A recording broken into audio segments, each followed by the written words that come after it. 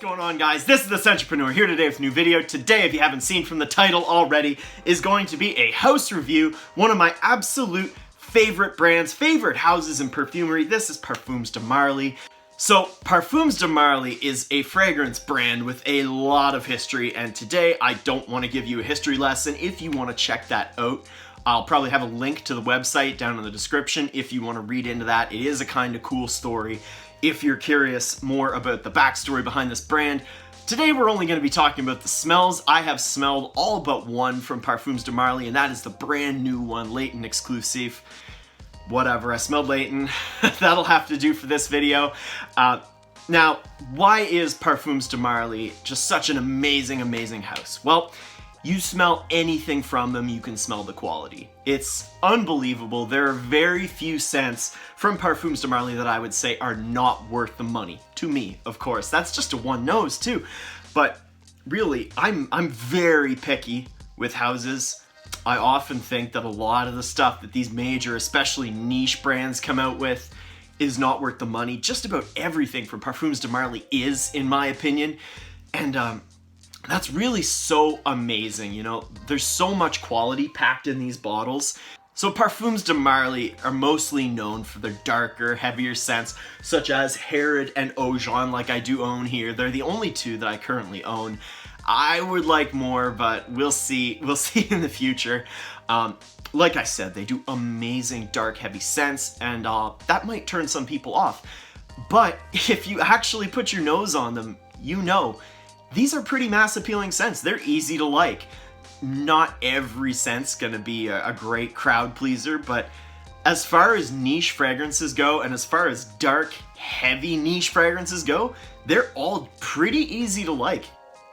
I don't know why, but they just seem to resonate with the public quite well. Parfums de Marly does have their ones that are particular crowd pleasers, like Layton, Pegasus, Galilei, but even something like Ojon, it doesn't get a whole lot of bad reactions. I couldn't exactly tell you why. It might be just the quality that goes into these scents. You know, Parfums de Marly, as far as quality goes, is so good. And especially at the price, man, it's just an amazing, amazing house that is very easy to like for new guys getting into the game. And if you want a more crowd-pleasing, darker scent, this is the brand to go to.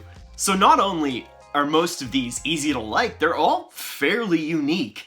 Like, Parfums de Marly does a lot of really good stuff. Now, when I say unique, I mean there's obviously other ones in the niche community that kind of smell like that. Like, Dolphin has Tuscan leather, Ojon has ambre narguilé, but I mean, Parfums de Marly doesn't really churn out a lot of boring, generic scents.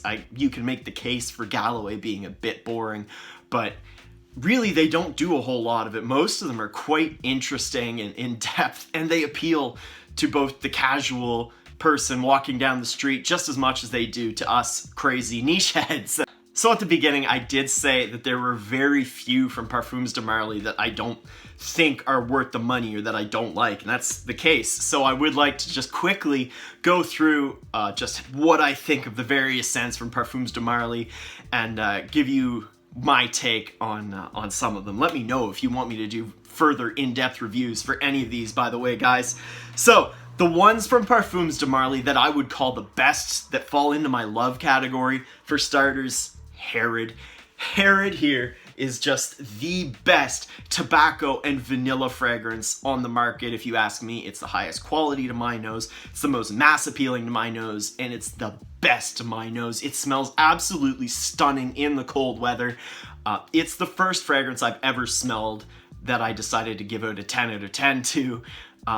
Really, it's just amazing, and like I said, it's the first thing that wowed me, so really, really amazing juice, guys. Next up in the love category for me is the other one I own, that is Ojon. Ojon is a dark, spicy cinnamon apple pie, but when I say apple pie, it doesn't lean too feminine. It's easily wearable for guy or girl in a lot of scenarios, so it's just an amazingly done fragrance. I think it's the spice, the extra added spice, that makes it really wearable, but it's not like one of those gourmands that you only wear for yourself. You know, you could wear this to a lot of different occasions, which is kind of surprising when you hear apple pie. So the next one that I love from Parfums de Marly is Layton. Layton is among the more boring or generic fragrances from Parfums de Marly. It's not really a huge leap out of your comfort zone if you're only into designers. Layton is sweet. It's got this apple, vanilla, and spice to it. It's just really good. It smells like a high quality, high class designer fragrance, and it's super mass appealing. It's a compliment getter. It's easy to wear, and really Layton is just a fantastic scent. It's so well done. If you want just a higher step up from some of your typical designer fragrances, like say Carolina Herrera, CH Privé, Hugo Boss bottle, this is just a step up, but it's in that similar vein and you're probably going to love it. The last one I would throw into the love category, this might not be what you think, it is Dolphin. Dolphin to me, you know, it's that raspberry leather, it's very close to Tom Ford Tuscan leather. It's missing that harsh animalisticness that Tuscan leather does have. So if Tuscan leather kind of pushes you in the wrong direction with that harshness, I would check out Dolphin, because it's just amazing on my skin. It lasts way longer than Tuscan leather does. It's gonna get more compliments. It projects better. Fantastic juice, guys. Not to mention, it's more affordable at the price. You just get more juice per dollar than you do with Tuscan leather. It's amazing. It's an amazing scent. And if I personally didn't prefer that harshness in Tuscan leather, I would absolutely own Dolphin. It is absolutely amazing. When I first started getting into the brand, it and Herod were the only ones that right away were like, wow, these are absolute masterpieces. So yes, that was all the ones that I loved. Now let's jump into the ones that I like. These are ones that I think they're good, but they might not be on the same level as those four that I just mentioned. So the first on this part of the list might come as a surprise. This is their bestseller, I think. Layton might have taken that spot, but this one was their bestseller, and that is Pegasus. So Pegasus is only in the light category for me because frankly, it's super sweet. It's like a metallic, sweet vanilla almond bomb. It's so strong, it lasts forever, but it's almost too sweet, you know? It's almost too synthetically sweet. And while I do think it's a high quality fragrance, it can get cloying, absolutely. And for that reason alone, it drops it from the love category for me. But if you're looking for a new club banger, a niche club banger, go with Pegasus. It's unreal. The next up in the light category for me is a very slept on one. There's a few guys in this community talk about this, but not enough. It's Hab Dan. Hab Dan is like a plasticky caramel apple to my nose. I don't get the apple crumble feel that a couple guys say it smells like. It's too plasticky for me, but it's nice, it's sweet, it's good. In my opinion, it's not as good as Ojon as far as apple dessert scents go, but it's amazing. And if you're more into those caramel apple, not quite a gourmand scents, then I would highly recommend you check out Hab Dan. Also, a fun fact about Hab Dan, if you watched my top 5 Parfums de Marly's, you know that my number 5 was Byerly, which I will come to in a second, but if I had to redo that video, I would put Hab Dan at number 5 because I just think it's better, it's a better made scent, it's easier to like, and it's sweeter. And you know I love sweet. So guys, next on the like, I would like to talk about Galilei. Galilei is one of the lighter, it's probably the lightest actually from Parfums de Marly. It's super easy to like, almost aquatic, kind of musky citrus. It's just really good. I'm not sure if it's worth the money, but it's probably one of, if not the most versatile from the brand. And if that sounds like something you like musky citrus, it does last a good amount of time on your skin. And it's really good, guys. So that was Galilei, also in the light category. Next up for me in the light category has got to be another light one from the house, and it is Darlie. Darlie is just this. It is just a better made version of Jean Paul Gaultier Le Male.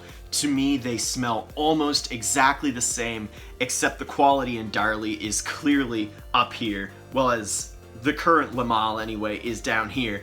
So it's just a little bit better. It's more vibrant, more fresh, more clean. If you don't know what Le Male smells like, which I doubt, but if you don't know what Le Male smells like, it's a mint, vanilla, lavender, classic fragrance. Smells really good, but current formulation, nothing to write home about. Darlie, if you're a huge fan of Jean Paul Gaultier Le Male, check out Darlie, because in my opinion, it's cleaner, it's better, and it lasts a bit longer. So that was Darlie, also in the light category. Very easy to wear, easy to like.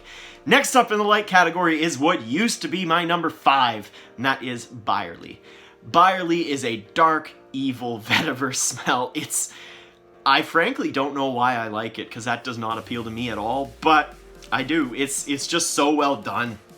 It smells evil, it smells brooding, dark vetiver. If that's something you're into, check out Byerly. Not a mass appealer, but it's just so well done, it's hard not to like.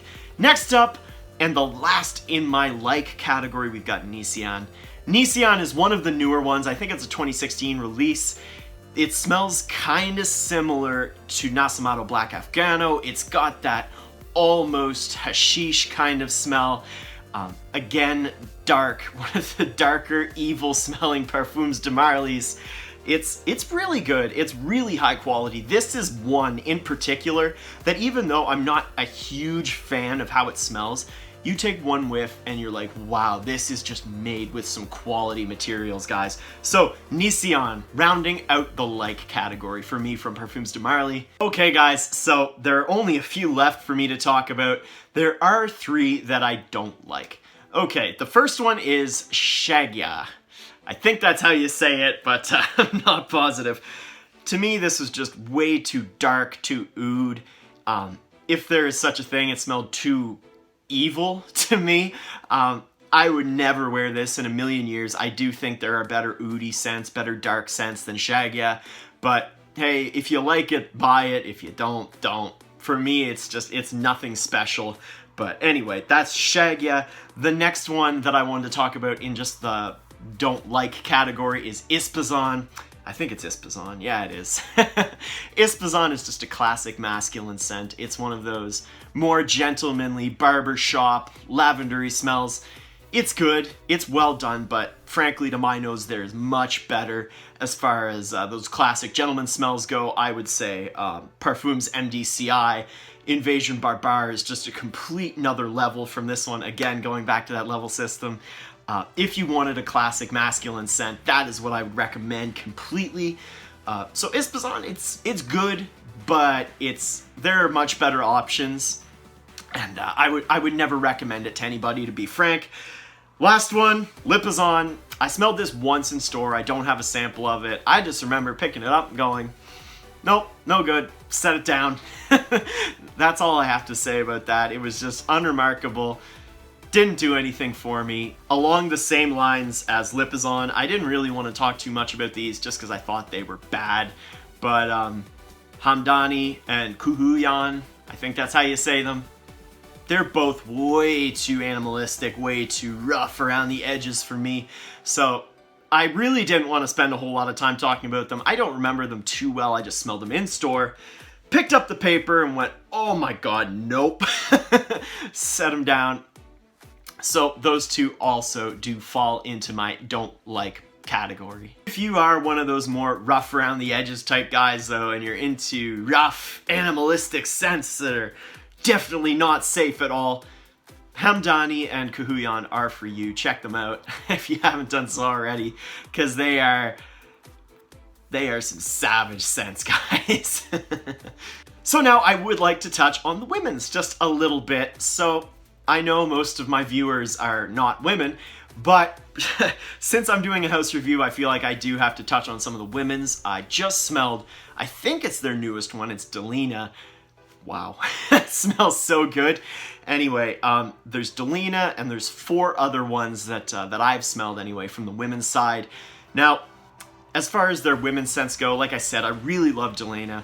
And out of the other 4, there are 2 that lean a bit fruity, there are 2 that lean a bit floral. I can't remember exactly which are which. If you want to check it out for yourself, do so. You'll know what I mean. I love the 2 fruitier ones, and I hate the 2 floral ones. You know me, I'm not a big floral guy. I don't like to smell it on me. I don't like to smell it on girls. I don't like to smell it on other dudes. Nothing. I don't do florals that well. There's very few that I actually like. So, as far as the women's goes, the fruitier ones, oh man, they're so good. They're so well done. They're kind of mass appealing. They're similar to your generic woman's scents, but at the same time, it's just another level as far as quality is concerned. And like I said, off the top of my head, try Delina. It's so good, man. Okay, guys, just to close off this video, this is one of my favorite houses. Like I said, they do so many good things. They're so easy to like, and the big thing you'll notice from Parfums de Marly is throughout all their scents, there's this consistent quality. For anybody getting into the niche world, you want to start spending a little more money on your fragrances, this is a must-try brand, absolutely. They're easy to like I said. You're not gonna cause your nose to go all crazy smelling these. They're not going to be too far outside your comfort zone. They're not going to be too far outside your friends and family's comfort zone. But at the same time, there's just a quality in these fragrances that is just next level, and a highly, highly, highly recommended house for you guys to check out. Alright guys, this has been my house review for Parfums de Marly. Let me know down in the comments, what did you think of my review for this brand, and what are your thoughts on Parfums de Marly? Also, what are your favorite Parfums de Marly fragrances? Guys, this has been the Scentrepreneur. If you enjoyed this video and it helped you discover or dive a little deeper into this niche brand, I would encourage you to subscribe to my YouTube channel if you haven't done so already. There is new content coming out all the time. There is house reviews like this now. Top lists, fragrance reviews, fragrance first impressions, hauls, tons of amazing seasonal content, the works. Also guys, if you had fun watching this particular video, I would encourage you to toss me a big thumbs up down below. That would be just amazing. Also, if seeing more of me and seeing a little bit more of Parfums de Marly appeals to you, I would encourage you to add me on Snapchat. My name is down there in the description somewhere. Guys, I hope you had a fun time watching this video, and I hope you really took something from it and learned a bit of an overview about this amazing, amazing fragrance house. Take care, guys, and I'll see you in the next video.